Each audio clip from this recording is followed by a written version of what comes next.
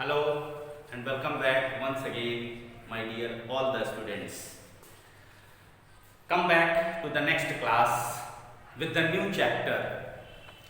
Dear students, आज हम सब यहाँ पर एक नए चैप्टर को स्टार्ट करने जा रहे हैं जो कि हमारा क्लास 12th का बहुत ही इम्पोर्टेंट चैप्टर है. Name is the P block elements. बच्चों, something which you have studied in the 11th class about the p block elements also. तो हमारे इस चैप्टर में हमें क्लास 12th के बेसिस पर कुछ चीज़ों को यहाँ पर डिस्कशन करना है और थ्योरेटिकल बेस्ड पर ये चैप्टर बहुत ही अच्छा चैप्टर है. आई होप कि आप सब इसे अच्छी तरीके से समझेंगे. चलिए स्टार्ट करते हैं. सबसे पहले हम अपने इस चैप्टर को, that is the P block elements. सबसे पहले इसकी डेफिनेशन हम समझते हैं बच्चों. That what R P block elements. ठीक है, पी ब्लॉक एलिमेंट्स क्या होता है? How can we define the elements that a particular element is it related to the P block or not? तो हम कैसे डिफाइन करें? सिंपल, आप सबने ये पढ़ा, नहीं भी पढ़ा या भूल गए हो, यहाँ पर फिर से मैं आपको याद दिला देता हूँ कि हम P ब्लॉक एलिमेंट्स को P ब्लॉक के एलिमेंट्स क्यों कहेंगे, या ऐसे कौन से एलिमेंट्स जिनको हम पी ब्लॉक एलिमेंट्स कह सकते हैं, या फिर हम किस कैटेगरी पर एलिमेंट्स को उनकी ब्लॉकिंग में डिवाइड करते हैं. इसका सबसे सिंपल और सरल आंसर है इनका इलेक्ट्रॉनिक कॉन्फ़िगरेशन. ओके बच्चों, electronic configuration of the elements. ठीक है, हम किसी भी एलिमेंट का इलेक्ट्रॉनिक कॉन्फ़िगरेशन करते हैं और इलेक्ट्रॉनिक कॉन्फ़िगरेशन करने पर जिस भी एलिमेंट का लास्ट इलेक्ट्रॉन जिस भी ऑर्बिटल में जाता है वो ही उसका ब्लॉक बन जाता है. सो यहां पर हमें पी ब्लॉक एलिमेंट्स को डिफाइन करना है, तो हम पी ब्लॉक एलिमेंट्स को इस तरह से डिफाइन कर सकते हैं कि those elements in which the last electrons at the time of the electronic configuration which enters in the p subcell, then that type of the element will be called as the p block elements. ठीक है बच्चों, very very simple. अब यहां पर हमें एक चीज और भी ये देखना है कि p ब्लॉक के एलिमेंट्स कहां से कहां तक शुरू होते हैं.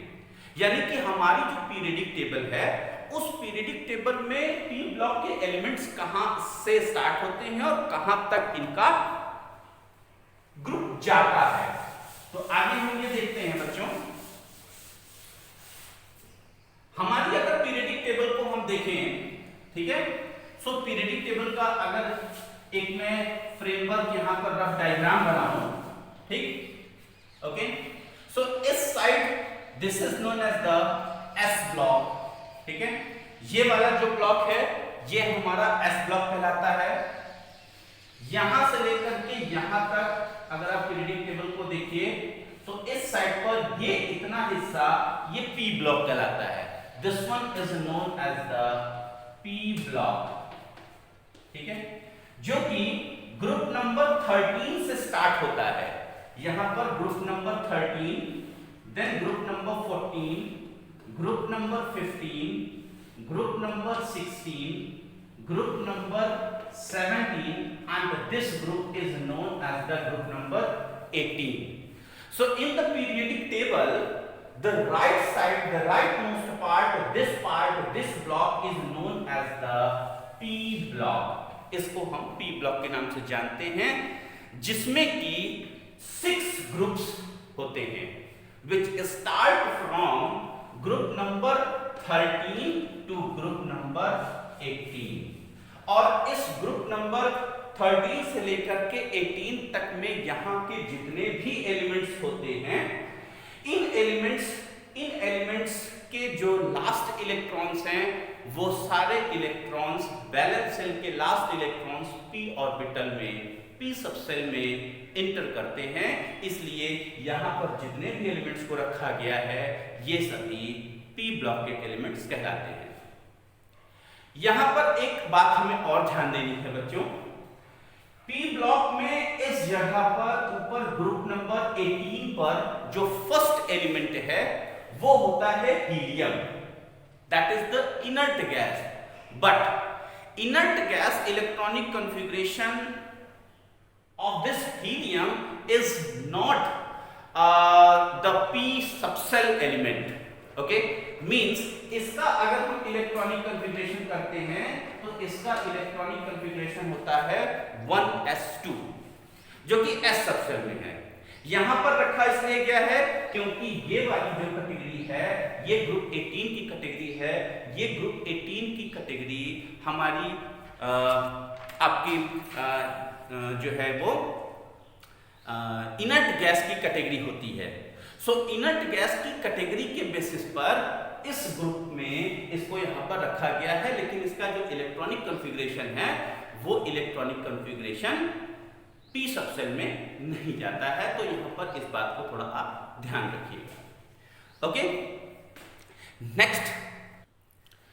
सो हमें ये समझ में आ गया p ब्लॉक के एलिमेंट्स कहाँ पर मिलते हैं। फर्दर इसे अगर हम और यहाँ पर देखें तो इनमें पीरियड्स डिवाइडेड होते हैं। ये आप आई होप कि अच्छी तरह से आप जानते ही होंगे। This is the first period element, then this one is the second, then after third, then fourth, fifth, sixth and seventh. So total 7 period. ठीक है, 1 2 3 4 5 6 and 7, ये 7 periods हो गए। कुछ और हम बातें डिस्कशन करते हैं। General introduction of this p block elements को लेकर के। बच्चों p ब्लॉक के जो एलिमेंट्स हैं, सिंस इनके जो वैलेंस इलेक्ट्रॉन्स हैं, लास्ट इलेक्ट्रॉन है वो p सबसेल में जाते हैं। सो p सबसेल में अगर आप इलेक्ट्रॉनिक कॉन्फ़िगरेशन को देखेंगे तो p सबसेल में 3 ऑर्बिटल्स होते हैं। ठीक है, 1 2 and 3। फर्स्ट ऑर्बिटल को हम px ऑर्बिटल कहते हैं, सेकंड को हम py के नाम से जानते हैं और थर्ड को हम pz के नाम से जानते हैं।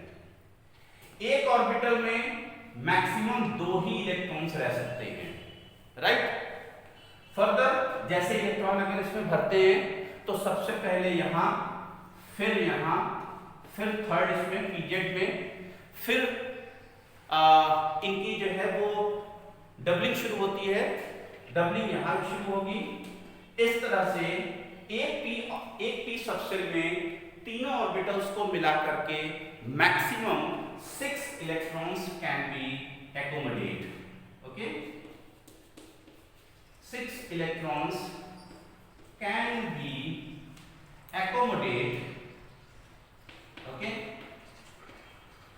एकोमोडेट, ठीक है, maximum, right, maximum 6 electrons can be accommodate. इससे कम हो सकते हैं, इससे ज्यादा नहीं हो सकते हैं, राइट बच्चों। और अगर हम p ब्लॉक को लेकर के और थोड़ी डिस्कशन करें तो p ब्लॉक के जो फर्स्ट एलिमेंट्स हैं, जैसा ये मैंने आपसे कहा कि p ब्लॉक में 6 ग्रुप्स होते हैं। कहां से कहां तक? 13 से लेकर के 18 तक। Group number 13, 14, 15, 16, 17 and 18। In groups की अगर हम बात करें तो इनके जो फर्स्ट एलिमेंट्स होते हैं वो होते हैं बोरॉन, ओके, फर्स्ट में boron, then carbon, nitrogen, oxygen, fluorine and helium. These are the first elements of these groups। इसके बाद इनका फर्दर और सारे भी एलिमेंट्स इनके अंदर होते हैं। अगर हम इनके इलेक्ट्रॉनिक कॉन्फ़िगरेशन की बात करें, जनरल इलेक्ट्रॉनिक कॉन्फ़िगरेशन की बात करें पी ब्लॉक के एलिमेंट्स की, ठीक है, जनरल इलेक्ट्रॉनिक कॉन्फ़िगरेशन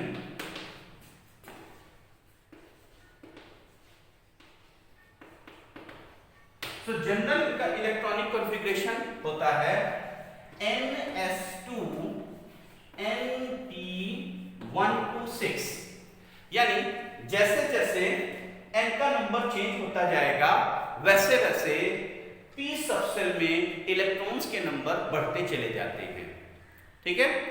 जैसे अगर हम इसकी बात करें तो यहां के जो एलिमेंट्स आते हैं, इन एलिमेंट्स के लिए ये जनरल इलेक्ट्रॉनिक कॉन्फ़िगरेशन है, ये आप नोट कर लीजिए बच्चों, ठीक है। बाकी ग्रुप वाइज इनका हम इलेक्ट्रॉनिक कॉन्फ़िगरेशन और देखते हैं कि क्या होता है इसको लेकर के। जैसे इनका इलेक्ट्रॉनिक कॉन्फ़िगरेशन NS2 NP1, इसके लिए NS2 NP2, इसके लिए NS2 NP3, यहाँ के लिए NS2 NP4, इसके लिए NS2 NP5, whereas इसके लिए ग्रुप 18 के लिए NS2 NP6। Maximum number of electrons in the p subshell can be 6। तो यहां पर आकर के p ब्लॉक के जो एलिमेंट्स में ग्रुप 18 के एलिमेंट्स होते हैं, इन ग्रुप 18 एलिमेंट्स का पूरी तरह से p सबसेल भर जाता है। And this is the reason for the inertness of these noble gases. यहां पर हीलियम का केस अलग है, हीलियम में p सबसेल नहीं होते हैं, सो इसका इलेक्ट्रॉनिक कॉन्फ़िगरेशन 1s1s2 ही सिर्फ होता है। सो एक्सेप्ट हीलियम, बाकी के जितने हैं उनके लिए जनरल इलेक्ट्रॉनिक कॉन्फ़िगरेशन हो जाएगा 1s2 NP126। राइट बच्चों, ये कुछ चीजें p ब्लॉक एलिमेंट्स को लेकर के थी। अब आगे हमें इस p ब्लॉक एलिमेंट्स में even in the standard 11th you have studied the 13th and 14th group, whereas in the 12th class you have to study about the group number 15, 16, 17 and 18। इन चारों ग्रुप के बारे में आपको further study करनी है, ठीक है बच्चों। सो एक एक करके हम सब इन ग्रुप्स के बारे में भी पढ़ाई करेंगे, ओके। चलिए आगे हम डिस्कशन करते हैं ग्रुप नंबर 15 की।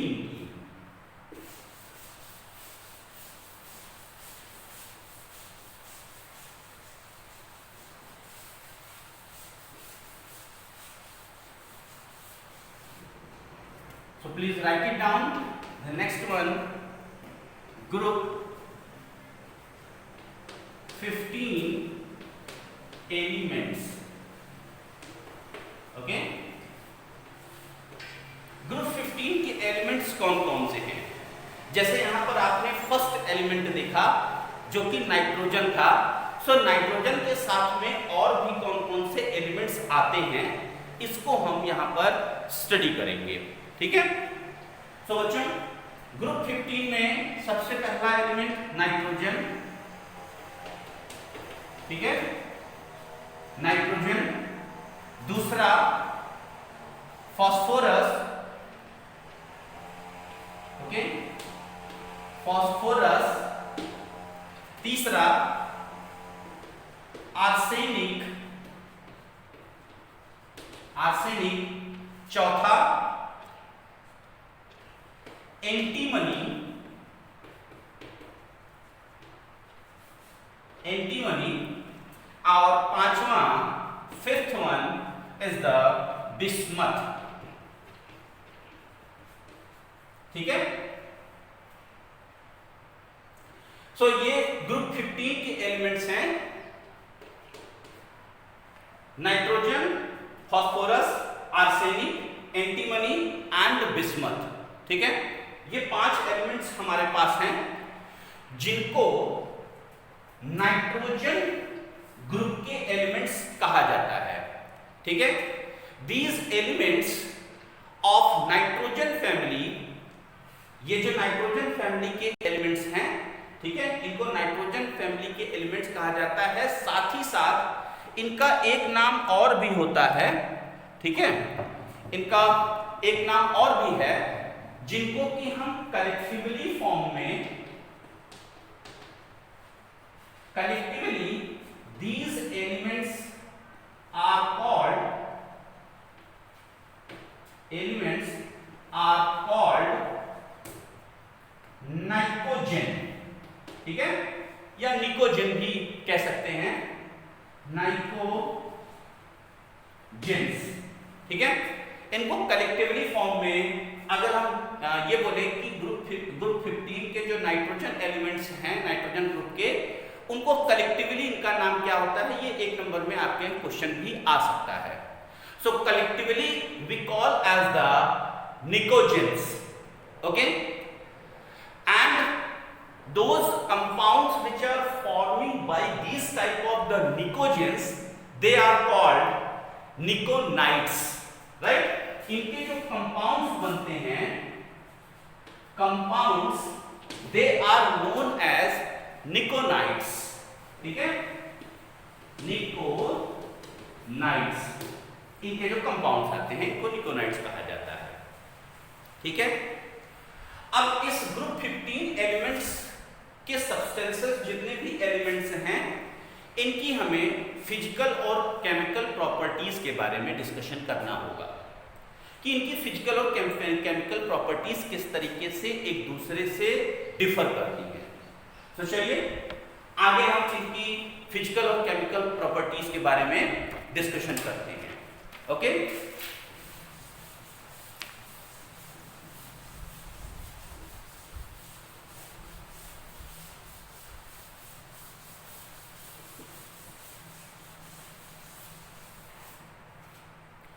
so physical properties, सबसे पहले हम फिजिकल प्रॉपर्टीज की बात कर लें। Physical properties of group 15 elements. Right students, physical property में अगर हम सबसे पहले बात करें एटॉमिक एंड आयनिक रेडियाई की, एटॉमिक एंड आयनिक रेडियाई की। ठीक है, सो एटॉमिक रेडियाई और आयनिक रेडियाई अगर हम ऊपर से नीचे जाएं, यानी कि ग्रुप वाइज अगर हम टॉप टू बॉटम मूव करें, तो इनकी एटॉमिक और आयनिक रेडियाई ये बढ़ती चली जाती है। ठीक है, ये इंक्रीज होती है। इंक्रीज होने का रीजन क्या है, नंबर ऑफ सेल्स का इंक्रीज होना। ठीक, जैसे अगर इन एलिमेंट्स को हम देखें, ठीक, तो जितनी साइज इसकी होगी उससे बड़ी साइज इसकी होगी, उससे बड़ी साइज इसकी, उससे बड़ी साइज इसकी और सबसे बड़ी साइज इसकी होगी। अगर हम इनके रेडियस की बात करें, ठीक है, कुछ इस तरह से मींस आयनिक और एटॉमिक रेडियाई इंक्रीजेस। ठीक है, इंक्रीज करती है। क्यों इंक्रीज करती है, due to increase in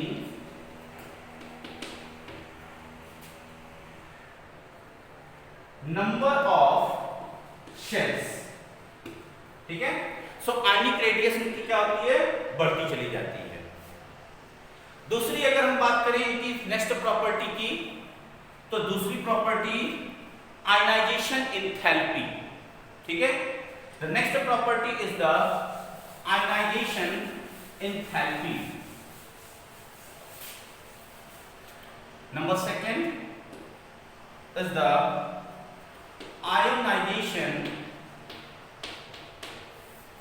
enthalpy.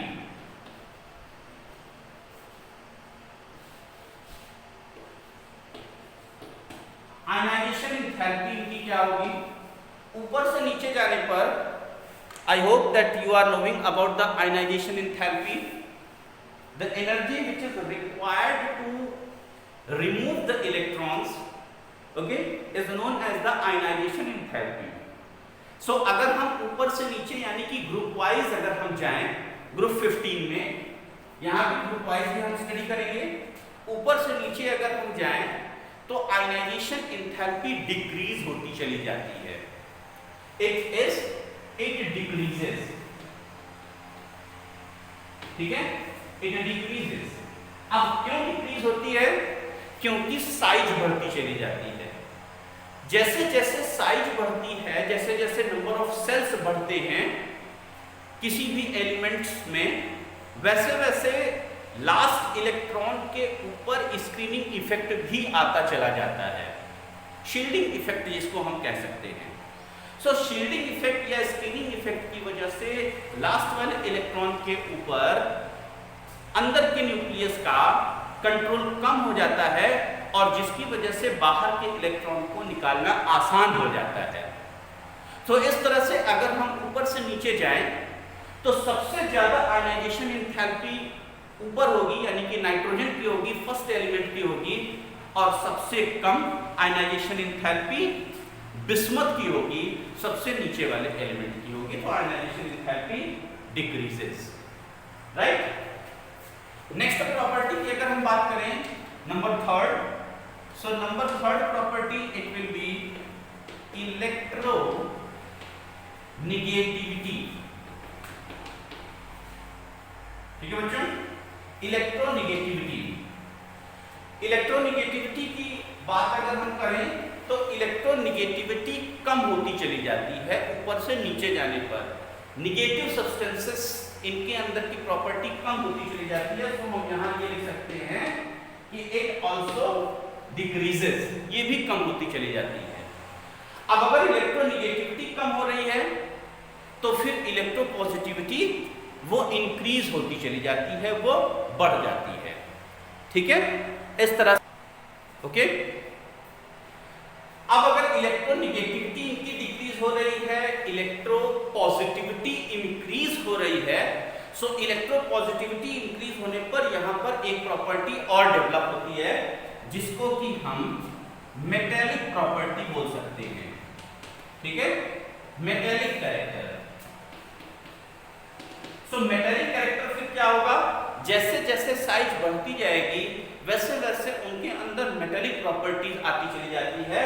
इस तरह से हम ये कह सकते हैं कि मेटेलिक प्रॉपर्टीज इंक्रीज होती है, इट इंक्रीजेस। अब अगर हम नाइट्रोजन की बात करें, जैसे नाइट्रोजन और phosphorus, so nitrogen and phosphorus इन दोनों को नॉन मेटल की कैटेगरी में रखा गया। ठीक है, जबकि आर्सेनिक, ओके, एंड एंटीमनी इन दोनों को मेटालॉइड की कैटेगरी में रखा गया और बिस्मथ को वो नॉर्मली मेटल की कैटेगरी में उसे रखा जाता है। हालांकि पूरी तरीके से मेटल तो नहीं है, बट इसके अंदर, बिस्मथ के अंदर एक मेटेलिक प्रॉपर्टी होती है, so normally it react as the metals also. ठीक है, सो इस तरह से इनकी कुछ प्रॉपर्टीज ये हमने यहां पर डिस्कशन किया। Atomic size, then ionisation enthalpy, metallic character, electronegativity, इन सब बारे में हमने यहां पर डिस्कशन किया। एक प्रॉपर्टी हम और डिस्कशन करते हैं, नेचर ऑफ कंपाउंड। ठीक है बच्चों, nature of compound. Nature of compound, ये एलिमेंट्स ऐसे एलिमेंट्स होते हैं जो कोवैलेंट कंपाउंड के साथ साथ आयनिक कंपाउंड भी बनाते हैं on the basis of their oxidation state. Oxidation state के बेसिस पर इनकी जो नाइट्रोजन, फॉस्फोरस, बेसिकली नाइट्रोजन जैसे है तो नाइट्रोजन कोवेलेंट कंपाउंड बनाता है, साथ ही साथ बाकी के जो सब्सटेंसेस हैं वो आयनिक कंपाउंड भी बनाते हैं, इवन नाइट्रोजन भी आयनिक कंपाउंड बना सकता है। सो अगर हम यहाँ पर ये बोलें कि nature of compound, so nature of compound of the group 15 elements can be ionic as well as covalent compounds also. ठीक है, ये कुछ इनकी फिजिकल प्रॉपर्टीज थी। केमिकल प्रॉपर्टीज भी हम यहाँ पर डिस्कस कर ले रहे हैं फिजिकल प्रॉपर्टीज के साथ में बच्चों। ओके, सो यहां पर हम लिख सकते हैं केमिकल प्रॉपर्टीज। ठीक है, please right it down, chemical properties. Okay, chemical properties even यहाँ के जो एलिमेंट्स हैं उन एलिमेंट्स की केमिकल प्रॉपर्टीज सब अलग अलग होती है सबकी। ठीक है, ओके, सो यहाँ पर अब हम केमिकल प्रॉपर्टीज के बारे में थोड़ा सा डिस्कशन करेंगे बच्चों। केमिकल प्रॉपर्टीज को लेकर के जो हमारे अलग अलग एलिमेंट्स हैं नाइट्रोजन फैमिली के, means nitrogen, phosphorus, arsenic, antimony and bismuth, इन सबकी अपनी अपनी अलग अलग केमिकल प्रॉपर्टीज होती हैं। जैसे अगर हम नाइट्रोजन की बात करें तो नाइट्रोजन इन सब में सबसे कम रिएक्टिव होता है। हम इसे नाइट्रोजन को हम नॉर्मली इनर्ट एलिमेंट भी बोलते हैं। ठीक है, इसका सबसे बड़ा रीजन ये है कि नाइट्रोजन के जो मॉलिक्यूल्स होते हैं वो आपस में नाइट्रोजन के एटम के साथ में कंबाइंड करके बनते हैं और इनके पास ट्रिपल बॉन्ड होता है। सो ट्रिपल बॉन्ड होने की वजह से इनके एटम्स काफी आपस में पास में होते हैं, जिनकी वजह से इनके एटम्स को तोड़ना बहुत ही ज्यादा मुश्किल होता है। It is very difficult and that is why it need near about 941 kilo joule energy for पर मोल। इतनी एनर्जी की लगभग इनको हाई बॉन्ड एनर्जी की जरूरत होती है, जो कि इतनी ज्यादा एनर्जी नॉर्मली किसी भी दूसरे सब्सटेंसेस के साथ में नहीं मिल पाती है। एंड दैट इज व्हाई कि जो नाइट्रोजन के मॉलिक्यूल्स होते हैं वो मैक्सिमम टाइम ये इनर्ट होते हैं। नॉर्मल टेम्परेचर पर, रूम टेम्परेचर पर इनमें किसी भी तरीके से रिएक्शन करने की कैपेसिटी नहीं होती है। बाकी के और जो अलग अलग सब्सटेंसेस हैं जैसे कि फास्फोरस, आर्सेनिक, एंटीमनी और बिस्मथ, ये सारे सब्सटेंसेस आपस में सिंगल बॉन्ड से जुड़े होते हैं, जिसकी वजह से इनके अंदर की जो रिएक्टिविटी है वो रिएक्टिविटी नाइट्रोजन के कंपैरिजन में जल्दी होती है। ओके, सो रिएक्टिविटी यहां पर हमें समझ में आ गई। Number 1 property reactivity. Okay, number next reactivity with hydrogen अगर हम बात करें। Okay, next one reactivity with hydrogen.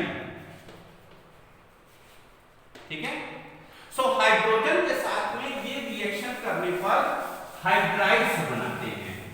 ठीक है, हाइड्रोजन के साथ में ये रिएक्ट करने पर इनके जो कंपाउंड्स बनते हैं उनको हम हाइड्राइड्स कहते हैं।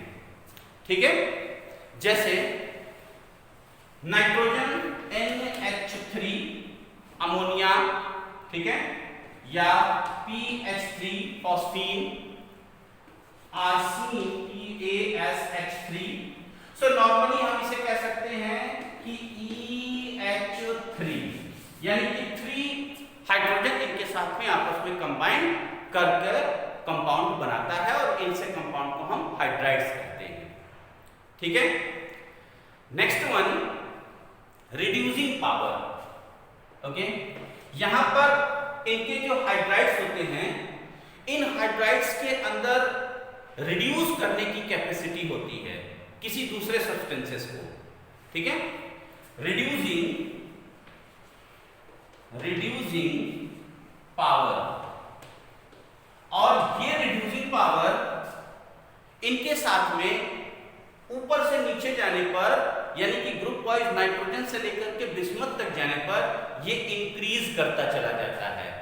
सो रिड्यूसिंग प्रॉपर्टी इनकी जो हाइड्राइड्स की है, ठीक है बच्चों, हाइड्राइड्स की वो सबसे कम होती है NH3 की, फिर उससे ज्यादा PH3, उससे ज्यादा ASH3, उससे ज्यादा SbH3, ओके, और सबसे ज्यादा बिस्मथ की होती है H3, ठीक है बच्चों। सो इनकी रिड्यूसिंग होती है, इस तरह से बढ़ती चली जाती है। ऑक्सीजन के साथ में भी ये सब्सटेंसेस बहुत ही अच्छी तरह से रिएक्शन करते हैं। फोर्थ प्रॉपर्टी अगर हम देखें, राइट, रिएक्शन विथ ऑक्सीजन,